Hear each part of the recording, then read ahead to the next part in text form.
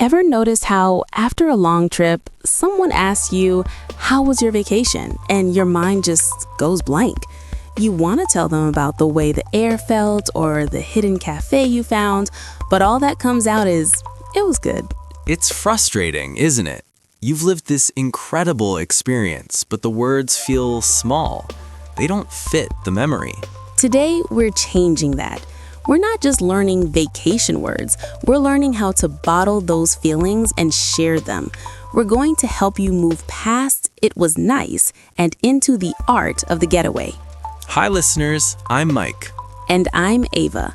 Welcome to a space where your English doesn't just improve, it breathes. Let's dive in. Mike, I remember you telling me about your trip to the coast last summer.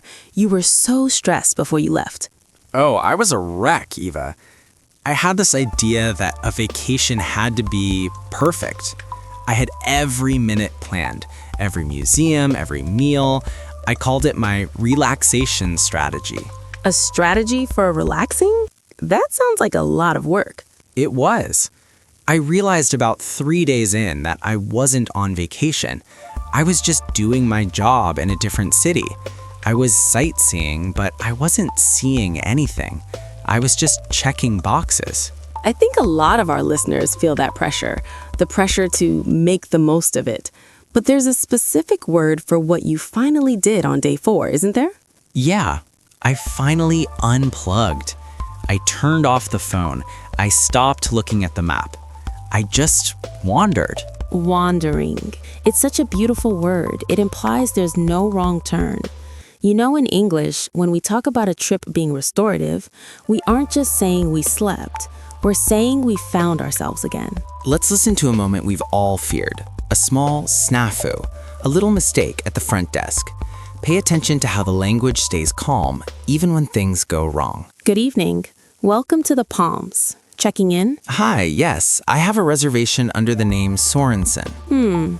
I'm seeing a Sorensen for next weekend, but not for tonight. Oh dear, I must have mixed up the dates. Is there any way you can squeeze me in? I was really looking forward to a bit of R&R. Let me see. We're nearly at capacity, but we just had a cancellation. It's a garden suite. That sounds perfect. Honestly, as long as there's a bed and a quiet corner, I'm happy. I just need to recharge my batteries. Did you hear those phrases, Mike? Squeeze me in. R&R. R&R, rest and relaxation. It's a classic. But it feels different than just saying I'm tired. It feels like a goal. Exactly. And recharge my batteries. We use this for our phones, but when we use it for ourselves, it signals to the listener that we've been working too hard. It creates an immediate connection. Mike, let's talk about the word staycation. Ah, the staycation, my favorite kind of trip lately. It's when you stay home, but you treat your own city like a tourist destination. No flights, no packing, just soaking in the local atmosphere. I love that phrase, soaking it in. It's sensory. It's not just looking. It's like you're a sponge, absorbing the sun, the sounds, the vibe. When you describe your vacation to a friend, try using soak in. Instead of "I went to the beach," try "I just spent the whole afternoon soaking in the sun." It feels more luxurious, doesn't it? Even if you're just in your backyard. It really does.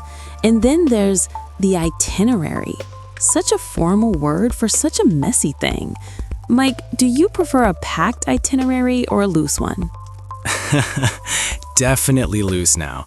After my strategy disaster, I realized that the best moments are the spontaneous ones, the happy accidents.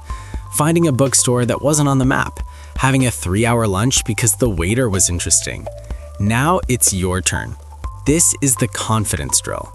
I'm going to say a phrase and I want you to repeat it out loud. Don't worry about being perfect. Just focus on the rhythm. Feel the words in your mouth. We'll start slow, then move to a natural pace. First phrase, I really need to unplug. Again, with a bit more feeling, I really need to unplug. Next one, we spent the afternoon soaking in the atmosphere. Now, let's try a response. I'll ask a question and you use the phrase, recharge my batteries. How was your weekend, friend? Beautiful. One more. This one is for when things don't go as planned. It was a bit of a snafu, but we made it work. I can hear the confidence growing. Remember, the goal isn't to sound like a textbook, it's to sound like you. You know, Eva, what we're doing right now, this kind of deep rhythmic practice, is exactly what we focus on every week. It really is. If this way of learning, this immersion through feeling is helping you find your voice, then the community we're building here on YouTube is where you belong. We release a new lesson like this every Tuesday, designed to turn these silent English skills into natural, flowing conversation. If you're enjoying this session, hit that subscribe button. It's a small click for you, but it tells us that this mission, helping you speak with soul, is working. And if you have a friend who's feeling a bit burnt out and needs a mental vacation, share this episode with them. Let's grow this circle together. Let's put everything we've talked about into a natural flow. Mike and I are going to catch up after a long weekend. See if you can spot the vibe words.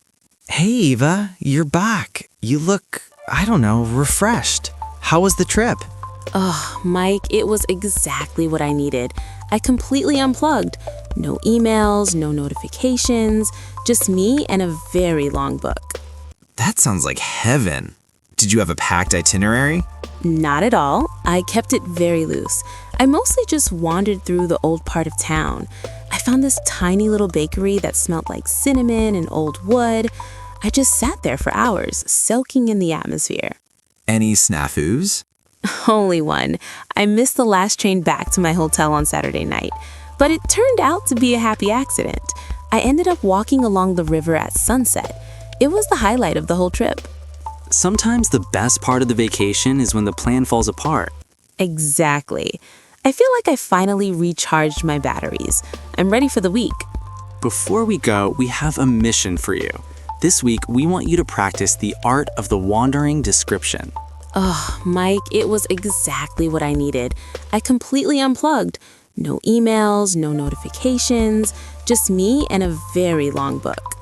That sounds like heaven. Did you have a packed itinerary? Not at all. I kept it very loose. I mostly just wandered through the old part of town. I found this tiny little bakery that smelled like cinnamon and old wood. I just sat there for hours, soaking in the atmosphere. Any snafus? Only one. I missed the last train back to my hotel on Saturday night, but it turned out to be a happy accident. I ended up walking along the river at sunset. It was the highlight of the whole trip. Sometimes the best part of the vacation is when the plan falls apart. Exactly. I feel like I finally recharged my batteries. I'm ready for the week. Before we go, we have a mission for you. This week, we want you to practice the art of the wandering description. Mike, it was exactly what I needed. I completely unplugged. No emails, no notifications, just me and a very long book. That sounds like heaven. Did you have a packed itinerary? Here's your task. Imagine your dream vacation. Don't think about the price or the flight, just the feeling. In the comments below or in a notebook at home, write 3 sentences about it. But, and here's the rule, you cannot use the words good, nice, or fun. Use the words we practiced today. Are you soaking in something? Are you unplugging? Was there a happy accident? We'll be reading every single one. This is how you build the habit, not by studying, but by doing. You're doing better than you think you are. English isn't a mountain you have to climb, it's a landscape you're learning to walk through. Every word you learn today is a new path you can take. Take a deep breath. You've done the work today. Now go out there and find a little R&R in your own life. Until next time, keep listening. And keep growing.